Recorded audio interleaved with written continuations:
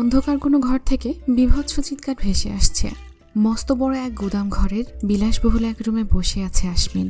তার পাশেরই কোনো এক রুম থেকে কারো আর্তনাদ ভেসে আসছে। সোফায় বসে হাঁটুতে 2 হাত ভর দিয়ে পা নাচিয়ে যাচ্ছে আশমিন। সানভি ভয়ার্ত চোখে তাকিয়ে আছে আশমিনের দিকে। লোকটার আর্তনাদ শুনে তার নিজেরই বুক কাঁপছে, অথচ আশমিন গুনগুন করে গান গেয়ে যাচ্ছে। হঠাৎ করেই সোজা হয়ে বসলো আশমিন। পাঞ্জাবির পকেট থেকে ফোন বের করে কিছু দেখাই ব্যস্ত হয়ে গেল। সানভি বার কয়েক ঢোক গিলে শুকনো গলা ভিজিয়ে নিল। আশমিনের দিকে তাকিয়ে মিনমিনে গলায় বলল, আর কিছুক্ষণ এভাবে চললে লোকটা মরে যাবে স্যার। তাহলে তোমার কপালে দুঃখ আছে স্যার, মরতে পারবে না ও, মারতে থাকো। অবস্থা খারাপ হলে ডাক্তার দেখাও, সুস্থ করে আবার মারো। যতক্ষণ মুখ না খুলছে এভাবেই চলতে থাকবে।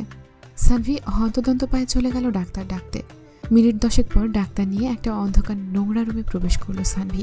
একটা মাঝবয়সী লোককে উল্টো করে ঝুলিয়ে রাখা হয়েছে। নাক মুখ দেখে চেনার উপায় নেই।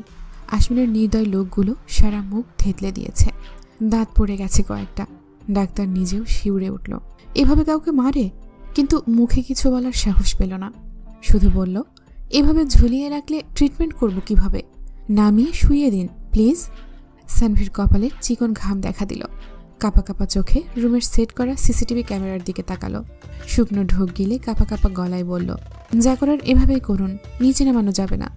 ডাক্তারের কিছু না বলেই নিজের কাজ করতে লাগলো। সে জানে যে বলেও কোনো কাজ হবে না। রক্ত পরিষ্কার করে ব্যান্ডেজ করে দিল সে। ব্যথানাশক ইঞ্জেকশন দিয়ে বেরিয়ে গেল রুম থেকে। লোকটার কোনো হুঁশ নেই। আশমিন তীক্ষ্ণ চোখে সবকিছুই দেখে চলেছে। শত রেগে গেলেও আশমিন নিজের চেহারায় তা কখনোই প্রকাশ করে না।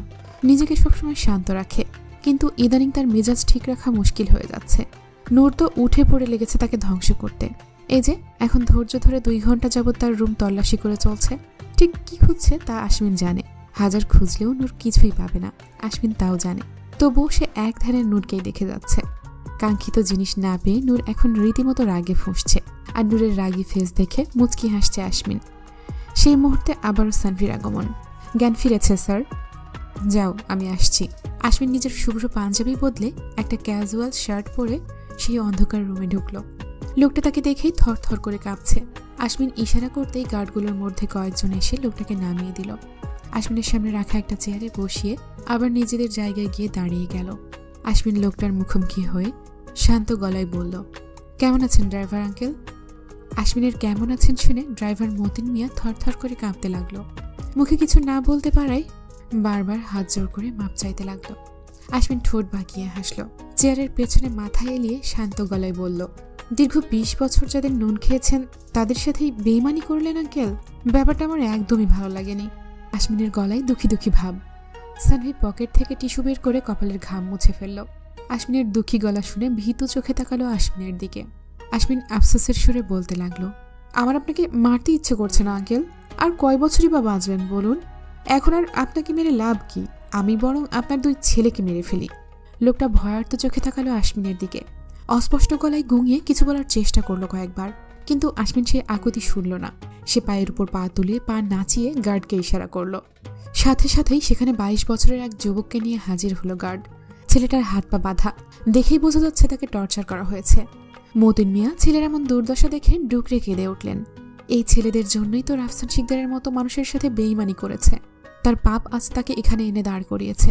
আশমিন রিভলভার হাতে নিয়ে ঘাড় কাত করে মতিন মিয়ার দিকে তাকালো। মতিন মিয়ার বড় ছেলে মারুফ ঘৃণা নিয়ে তাকিয়ে আছে নিজের বাবার দিকে। ছেলের দিকে চোখ তুলে তাকানোর সাহস নেই তার। আমার জন্য ঠান্ডা পানি নিয়ে এসো সান, গরমে গলা শুকিয়ে গেছে একেবারে। শার্টের বোতাম খুলতে খুলতে বলল আশমিন। 2টো বোতাম খুলে দিয়ে শার্ট কিছুটা এলিয়ে দিল ঘাড়ের দিকে। সানভি ইশারা করতেই একজন 1 বোতল ঠান্ডা মিনারেল ওয়াটার এনে আশমিনের হাতে দিল। আশমিন 2 চুমুক দিয়ে মতিন মিয়াকে শান্ত গলায় বলল, সে এখন কোথায় আছে আঙ্কেল? মতিন মিয়া অস্পষ্ট গলায় বলল, আমি সত্যিই জানি না সে এখন কোথায়। বিশ্বাস করুন বাবা, তবে সে দেশে নেই। কোন দেশে আছে জানি না, তবে কিছুদিনের মধ্যেই সে দেশে ফিরবে। তার সাথে আর কে কে জড়িত? আশমিন ঠান্ডা চোখে তাকিয়ে প্রশ্ন করতেই কেঁপে উঠল মতিন মিয়া। চোরা চোখে এদিক ওদিক তাকিয়ে নিজের নজর লুকালো।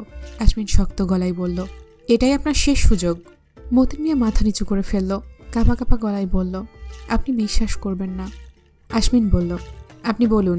মতিন মিয়া আবারও বলল, আপনার মা কামিনী চৌধুরী আর লারার বাবা। চোখটা বন্ধ করে ফেলল আশমিন। বন্দুকের নল দিয়ে কপাল ঘষে চোখ বন্ধ করেই পরপর 5টা শুট করে দিল মতিন মিয়ার বুকে। মারুফ ডুকরে কেঁদে উঠল। ছোটার জন্য ছটফট করতে লাগলো বারবার। শত হোক নিজের বাবা তো, তার এমন করুণ মৃত্যু কিছুতেই মেনে নিতে পারছে না সে। আশমিন মারুফের সামনে গিয়ে হাঁটু নড়ে বসল।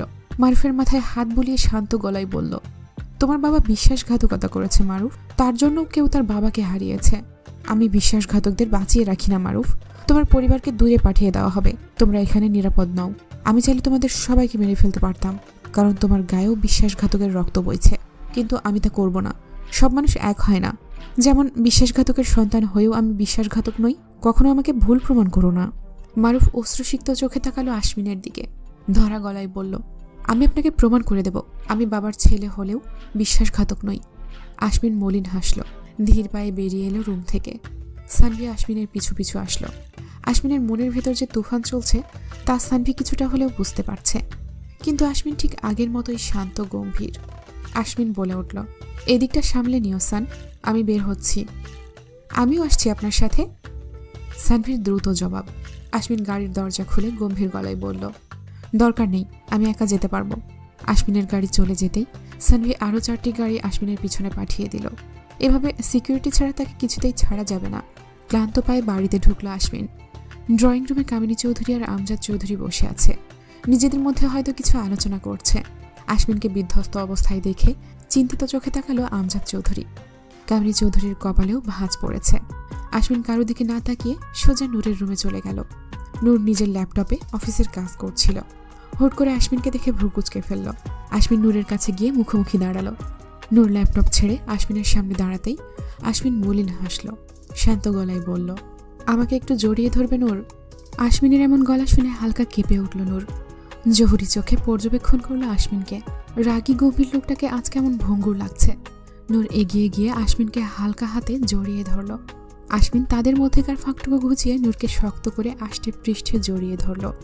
নূরের দম বন্ধ হয়ে আসছে, তবুও কিছু বলল না। আশমিনকে শান্ত হতে সময় দিল। আশমিনের বুকের কাঁপুনি স্পষ্ট বুঝতে পারছে সে। কপালে কয়েকটা ভাঁজ পড়লেও খুব একটা পাত্তা দিল না। কয়েক মিনিট এভাবেই পার করার পর নূর নিজের মুখ খুলল। খারাপ সময়ে এভাবে জড়িয়ে ধরার জন্য একটা মানুষ দরকার, যে হবে আপনার একান্ত ব্যক্তিগত। সেদিক দিয়ে আপনি আমার থেকে লাকি মন্ত্রী সাহেব। আমি এবার খারাপ সময় মানুষকে দূরছাই করতে পারি না। নূরকে ছেড়ে দূরত্ব বজায় রেখে দাঁড়ালো আশমিন। নূরের সূক্ষ্ম খোঁচা সে বুঝতে পেরেছে। নির্লিপ্ত চোখে নূরের দিকে তাকিয়ে হালকা হাসল। নূর গভীর মনোযোগ দিয়ে পর্যবেক্ষণ করলো পুরোটা। আশমিন বরাবরের মতো শান্ত গলায় বলল, তুমি আমার থেকেও ভাগ্যবান নূর। আমি আগেও বলেছি, এখনো বলছি, কখনো এমন কোনো কাজ করবে না যার জন্য পরে অপরাধ বোধে ভোগো। ধনুক থেকে বেরিয়ে যাওয়া তীর আর মানুষের মুখের কথা কখনো ফেরত আসে না। তোমাকে বলা আমার কথাগুলোও কিন্তু আমি ফিরিয়ে নিতে পারিনি। আমার তখনকার অপারগতা আর ওই কথাগুলোকে মলিন করতে পারিনি। একই ভুল তুমি করলে আমার খারাপ লাগবে। কথাগুলো বলে যেভাবে এসেছিল ঠিক সেভাবেই চলে গেল আশমিন। নূর শান্ত চোখে তাকিয়ে দেখলো আশমিনের চলে যাওয়া। কিছু তো একটা হয়েছে, কিন্তু কি হয়েছে তা বুঝতে পারল না নূর। সেই দিন রাতে এভাবে নূরের লাগানো আগুন নিভিয়ে দিয়ে নূরকে অনেকটাই কাছে টেনে নিয়েছিল আশমিন। দীর্ঘ 6 বছরের বিবাহিত জীবনে এতটা কাছাকাছি আসা হয়নি তাদের।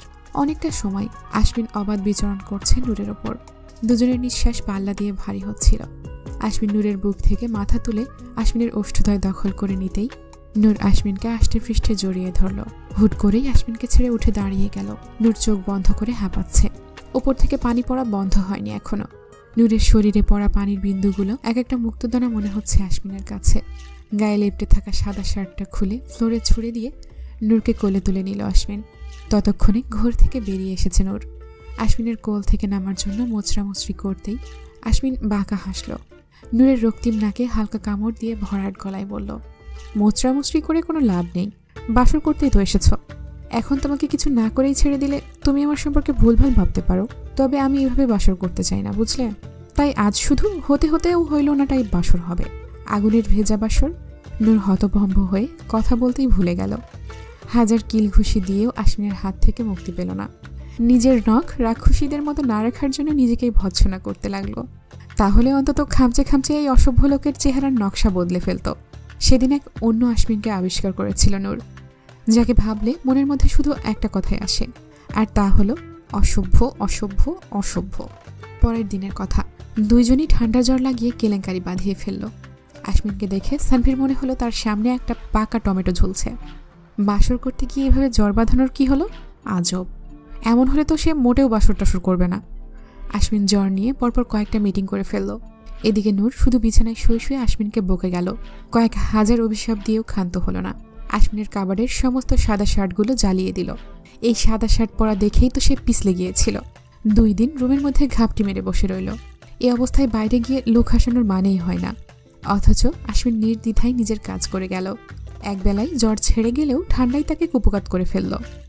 আশমিন কয়েকবার বিড়বিড় করে বলেও ফেলল, বইয়ের অভিশাপ, এটা হচ্ছে বইয়ের অভিশাপ। তারপর থেকে টানা 17 দিন দুজনের দেখা সাক্ষাৎ বন্ধ।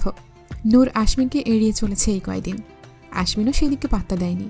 আজ হুট করে আশমিন এভাবে সামনে চলে এসে বিভ্রান্ত করে দিয়ে গেল নূরকে। দীর্ঘশ্বাস ফেলে বারান্দায় গিয়ে দাঁড়ালো নূর। আকাশের মস্ত বড় চাঁদের দিকে তাকিয়ে ভাবতে লাগলো নিজের অগোছালো জীবন নিয়ে। সবকিছুই স্বাভাবিক থাকতে পারত। অন্য সব মেয়েদের মতো সেও একটা সাজানো গোছানো সংসার করতে পারত। কয়েকজন মানুষের লোভ তাদের জীবনটা এলোমেলো করে দিয়েছে। ফোনের শব্দে ভাবনা থেকে বেরিয়ে এলো নূর। বলো আমি। ম্যাম, মতিন মিয়ার খোঁজ পাওয়া গেছে। আজ সকালে আশমিন স্যারের লোকেরা তাকে তুলে নিয়ে গিয়েছিল। কিছুক্ষণ আগে থেকেই তার কোনো খোঁজ পাওয়া যাচ্ছে না। তার পরিবারও কয়েক ঘন্টার মধ্যেই উধাও। তাদের খোঁজ আপাতত বন্ধ রাখো আমি। আপাতত তোমার স্যারের উপর নজর রাখো, সে যেন বুঝতে না পারে কিছু। Okay ma'am. আমি ফোন রাখতেই নূর চাঁদ দেখায় মনোযোগ দিল। এই খেলার শেষ ধাপে আপনি আমাকে নিয়ে যাবেন মন্ত্রী সাহেব। আজ থেকে আমার কাজগুলো আপনার। বাঁকা হেসে মনে মনে ভাবল নূর। সকালের নাস্তার টেবিলে আশমিনকে সবার আগে উপস্থিত হতে দেখা গেল। নিজের মতো করে গুনগুন করছে সে। নূর রেডি হয়ে এসে বসল তার চেয়ারে। আশমিনের দিকে তীক্ষ্ণ চোখে তাকিয়ে খাওয়ায় মনোযোগ দিল। আমজাদ চৌধুরীর কাছে ছেলের মতিগতি ভালো ঠেকছে না। কামিনী চৌধুরীর সেদিকে ধ্যান নেই। সে নিজের মতো খেয়ে যাচ্ছে। একজন গার্ড এসে একটা খাম কামিনী চৌধুরীর দিকে এগিয়ে দিল। রেজিস্টার করা এনভেলপ। কামিনী চৌধুরীর ভ্রু কুঁচকে গেল সেদিকে তাকিয়ে। গার্ড বলল, এখানে আপনার সাইন লাগবে ম্যাম। গার্ডের কথায় রেজিস্টার খাতায় সাইন করে খামটি হাতে নিল সে। ভেতর থেকে বের হওয়া ডকুমেন্ট পড়তেই মাথা ঘুরিয়ে গেল তার। হাত পা কাঁপতে লাগলো। নূর বাঁকা হেসে নিজের মতো খেয়ে যাচ্ছে। আমজাদ চৌধুরী সন্ধিহান গলায় বলল, এটা কিসের কাগজ কামিনী? কামিনী চৌধুরী কিছু বলতে পারল না। অতিরিক্ত শখে কথা বের হচ্ছে না মুখ থেকে। নূর সেদিকে তাকিয়ে বাঁকা হেসে বলল, কোর্ট থেকে নোটিশ এসেছে কোম্পানি থেকে 350 কোটি টাকা হেরফের করার জন্য। তাকে কোম্পানিকে 400 কোটি টাকা ফেরত দিতে হবে, তাও আগামী 2 মাসের মধ্যে। আমজাদ চৌধুরী হতভম্ব হয়ে নিজের স্ত্রীর দিকে তাকালো। আশমিন একটা পেপার আমজাদ চৌধুরীর দিকে এগিয়ে দিয়ে বলল, এসব বাদ দাও আব্বু, এখানে একটা সাইন লাগবে, তাড়াতাড়ি করে দাও তো। আমজাদ চৌধুরী হতভম্ব চোখে পেপারের দিকে এক পলক তাকালো। কয়েক পলক সেদিকে তাকিয়ে থেকে নির্লিপ্তভাবে সাইন করে দিল পেপারে। ধন্যবাদ আব্বু। ও, আরেকটা কথা, আমি ভেবেছি তোমাকে আবার বিয়ে করাবো। মিসেস চৌধুরীও থাকবে, তবে নূরের নাকি একটা ননদ লাগবে, তাই তোমার একটা বিয়ে করা দরকার। সানভি কিছু ছবি দেবে, দেখে পছন্দ করে রেখো। নূরের বিষম লেগে পানি তালুতে উঠে গেল। কামিনী চৌধুরী চোখ বড় বড় করে তাকিয়ে রইল আশমিনের দিকে। আমজাদ চৌধুরী ছেলেকে ধমক দিতেও ভুলে গেল। আশমিন নূরের দিকে পানির গ্লাস এগিয়ে দিয়ে আবার খাওয়ায় মনোযোগ দিল। ছাদের রেলিংয়ে পা ঝুলিয়ে বসে আছে আশমিন। সবসময় গোছানো ছেলেটা আজ প্রচণ্ড অগোছালো হয়ে নিজের জীবনের হিসাব মেলাতে ব্যস্ত। অনুভূতিহীন চোখগুলো আজ পরাজিত সৈনিকের মতো নত হয়ে আছে। আমজাদ চৌধুরী এসে সন্তর্পণে ছেলের পাশে বসল। আশমিন বাবার দিকে একবার তাকিয়ে আবার নিচের দিকে তাকিয়ে রইল। আমজাদ চৌধুরী তপ্ত শ্বাস ছেড়ে আশমিনের কাঁধে হাত রাখল। দুজনের সম্পর্ক সাপে নেউলে হলেও একজন আরেকজনের জন্য জানও দিতে প্রস্তুত। দুজনের সম্পর্ক অনেকটা বাচ্চাকালের বন্ধুদের মতো। সারাক্ষণ একজন আরেকজনের পিছনে লেগে থাকতে মজা পায় তারা। কিন্তু একজনের মনের আকাশে মেঘ জমলে আর একজন তার জন্য অস্থির হয়ে পড়ে। কিছু বলবে আব্বু? কি হয়েছে বাবা? সকাল থেকেই লক্ষ্য করছি, এমন উদ্ভট বিহেভ করছো কেন? আশমিন শান্ত চোখে তাকালো বাবার দিকে। বাবার সহজ সরল মুখের দিকে তাকিয়ে বুকটা হু হু করে উঠল। এমন একজন মানুষকে কেউ কিভাবে ঠকাতে পারে? সেই মানুষটা যদি হয় নিজের গর্ভধারিণী মা, এটা জানার পরেও এই মানুষটা পারবে তো নিজেকে সামলাতে? আমাকে খুলে বলো বাবা। আমজাদ চৌধুরীর থেকে চোখ সরিয়ে নিল আশমিন। বাবার চোখের দিকে তাকালে কষ্ট হয় খুব। বাবাকে প্রচণ্ড ভালোবাসে সে, প্রচণ্ড ভালোবাসে। সেই বাবাকে কেন এভাবে ঠকালো কামিনী চৌধুরী? চোখ বন্ধ করে ফেলল আশমিন। রাগ হচ্ছে তার, সবকিছু ধ্বংস করে দেওয়ার মতো রাগ। ছবিগুলো দেখেছ আব্বু? আমজাদ চৌধুরী হতাশ হলেন। ছেলের মুখ দেখে কখনোই তার মনের খবর বোঝা যায় না, তাই সে সরাসরি জানতে চেয়েছিল, কিন্তু ছেলে তার মুখ খুলছে না। এসব কি ধরনের কথা আশমিন? আমি কেন আবার বিয়ে করতে যাব? তুমি জানো তোমার এই আচরণের জন্য তোমার আম্মু কতটা কষ্ট পেয়েছে? তোমার কাছে এমন কথা আশা করিনি। আমজাদ চৌধুরীর গলায় তীব্র হতাশা আর ক্ষোভ। আশমিন ঘাড় ঘুরিয়ে তাকালো আমজাদ চৌধুরীর দিকে। ছেলের দৃষ্টি দেখে থমকে গেল আমজাদ চৌধুরী। 2 হাতে জাপটে ধরে কেঁদে উঠলেন। কি হয়েছে বাবা? আমাকে বলো। তুমি এখনো আমার কাছে সেই ছোট্ট আশু, যাকে আমি কাঁধে নিয়ে ঘুরে বেরিয়েছি। 2 হাতে যাকে আমি প্রথমে কোলে তুলে নিয়েছি, হাঁটা শিখিয়েছি, কথা বলতে শিখিয়েছি। তুমি আমার কাছে এখনো সেই আধো আধো বুলিতে আব্বু ডাকা আশমিনই আছো। আগে যেভাবে আব্বুর কাছে নিজের সমস্ত অভিযোগ অভিমান খুলে বলতে, তেমন এখনো বলো বাবা। আশমিন তার বাবাকে শক্ত করে জড়িয়ে ধরল। ছেলের চোখের পানি দেখে দিশেহারা হয়ে গেল আমজাদ চৌধুরী। আজ পর্যন্ত ছেলেকে সে কাঁদতে দেখেনি। এমনকি নূর চলে যাওয়ার পরে যখন মাইনর অ্যাটাকের জন্য হসপিটালাইজ করা হলো, তখনও আশমিন কাঁদেনি। রক্তিম চোখে শুধু তাকিয়েই থাকত। আজ কি এমন হয়েছে যার জন্য তার ছেলের চোখে পানি কোটর ছেড়ে বেরিয়ে এসেছে? কয়েক মুহূর্তেই নিজেকে সামলে নিল আশমিন। চোখের পানি মুছে আমজাদ চৌধুরীর ভয়ে শুকিয়ে যাওয়া মুখের দিকে তাকালো। তার কান্না ভেজা চোখ দেখে সেও কেঁদে দিয়েছে। ভেতর থেকে কান্নাগুলো আবার দলা পাকিয়ে এলো। আশমিন আমজাদ চৌধুরীর দিকে তাকিয়ে শক্ত গলায় বলল, আমার কথা মেনে নাও বাবা। পাগল হয়ে গেছো? নিজের মায়ের সংসার ভাঙতে চাইছো? আমি অবাক হয়ে যাচ্ছি তোমার কথা শুনে। আমি চাই সে কষ্ট পাক আব্বু। আপনজন হারালে কেমন লাগে তার বোঝা উচিত। কাছের মানুষ বিশ্বাসঘাতকতা করলে কতটা কষ্ট হয় তা হাড়ে হাড়ে বুঝবে এবার। তার লোভ তাকে কোথায় নামিয়ে নিয়ে গেছে তাকে আমি তার চোখে আঙুল দিয়ে দেখাতে চাই আব্বু, আর তাকে তার সাম্রাজ্য থেকে টেনে নামাবো আমি। আমজাদ চৌধুরী আবার ঘামতে লাগলো। কি করেছে কামিনী? এই প্রশ্নটা করতে তার গলা শুকিয়ে যাচ্ছে। সে এমন কিছু শুনতে চায় না যা শুনলে সে ভেঙে গুড়িয়ে যাবে। তুমি সহ্য করতে পারবে না আব্বু। তার মৃত্যু অবধারিত। তার লোভ তাকে খুন করবে। আগামী সপ্তাহে তোমার বিয়ে। এখন কি ঘুমাও? মেয়ে আমি নিজেই পছন্দ করে নেব। আমি ওকে ভালোবাসি আশমিন। আমজাদ চৌধুরীর গলাটা হালকা কেঁপে উঠল। সে তোমার ভালোবাসা পাওয়ার যোগ্য নয়। আশমিনের নির্লিপ্ত গলা। আমজাদ চৌধুরী টলমল পায়ে চলে গেল ছাদ থেকে। নূর তীক্ষ্ণ চোখে সবকিছুই দেখল। এতক্ষণ সে ছাদের দরজার আড়ালে দাঁড়িয়েছিল। পরিষ্কারভাবে কিছু না বুঝলেও এটা বুঝল যে আশমিনের মাথা খারাপ হয়ে গেছে। সকালে সবকিছু মজা ভেবে উড়িয়ে দিলেও এখন বিষয়টা ভাবাচ্ছে তাকে। হঠাৎ হ্যাঁচকা টানে তাল সামলাতে না পেরে কারো শক্ত বুকের সাথে মাথার সংঘর্ষ হয়ে গেল। ব্যথা পেলেও কিছু বলল না সে। এটা আশমিন ছাড়া আর কেউ না, সে জানে। প্রেম পাচ্ছে? বিরক্ত চোখে তাকালো নূর। প্রেম কেন পাবে? আজব। এখানে প্রেম পাওয়ার মতো কি হয়েছে? একদিন নিজের মন মির্জাফরি করেছে বলে প্রতিদিনই কি সে পিছলে যাবে নাকি? ছাড়ুন, সবসময় এসব গা ঘেঁষাঘেঁষি করবেন না। আশমিন অবাক হওয়ার ভান করে আর্তনাদ করে বলল, মিথ্যে কথা। আমি সারাক্ষণ তোমার গা ঘেঁষাঘেঁষি করি না নূর। আমার কত কাজ জানো তুমি? আমি শুধু মাঝে মধ্যে হালকা ঘেঁষাঘেঁষি করি। তাতেই তুমি 2 দিন রুম থেকে বের হতে পারো না। নূর হা করে তাকিয়ে রইল। মনে মনে চিৎকার করে বলল, চুপ করুন, আপনি একটা অশ্লীল গিরগিটি। আশমিন নূরের মুখভঙ্গিকে পাত্তা না দিয়ে সিরিয়াস ভঙ্গিতে বলল, আমার কি মনে হয় জানো, আমরা যখন জেনারেশন বাড়ানোর মতো গুরুত্বপূর্ণ কাজটা করতে ট্রায়াল করব, তখন আর তোমাকে খুঁজেই পাওয়া যাবে না। দেখা গেল তুমি কোনো সায়েন্স ল্যাবে অসহায় হয়ে ঝুলছ। তাই তোমার এত বড় একটা টাস্কে ইনভলভ হওয়ার আগে উচিত ছিল নিয়মিত একটু করে প্র্যাকটিস করা। আসো, আমরা বরং সময়টাকে কাজে লাগাই। আমি থাকতে তোমার কোনো চিন্তা নাই। মিনিস্টার আশমিন জাইনের বউ হয়ে তুমি কেন ল্যাবের কঙ্কাল হয়ে ঝুলবে? এটা মেনে নেওয়া যায় না। ব্যাপারটা লজ্জাজনক। নূর হতভম্ব হতেও ভুলে গেল। আশমিনের কথাগুলো মাথায় তালগোল পাকিয়ে খিচুড়ি হয়ে গেল।